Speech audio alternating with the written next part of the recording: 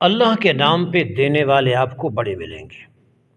لمبی قطاریں، تصویریں، سوشل میڈیا پہ بھرمار۔ غریب، حاجت مند، کمزور کی عزت نفس کو ذبح کر کے رکھ دیا جاتا ہے۔ آخر اس دینے کا فائدہ ہی کیا ہے کہ جس میں غریب کی عزت نفس پامال ہو۔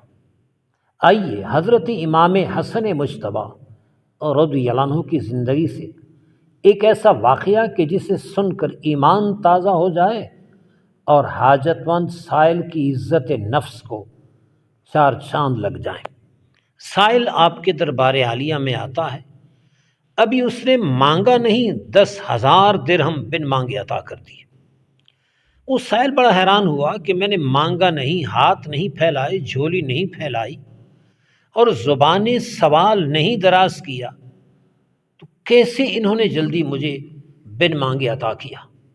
آپ نے جواب میں فرمایا، ہمارے دل اس بات کے عادی ہو چکے ہیں کہ ہم حاجت مند کو بن مانگے دے دیں، اور اس لیے تاکہ مانگنے سے اس کی جبیں، اس کی پیشانی عرق آلود نہ ہو، اس پہ پسینہ نہ آئے، وہ شرمندہ نہ ہو۔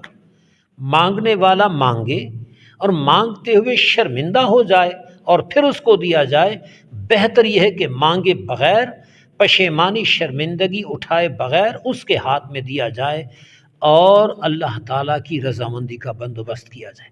کاش ہم سب اس کو سمجھیں۔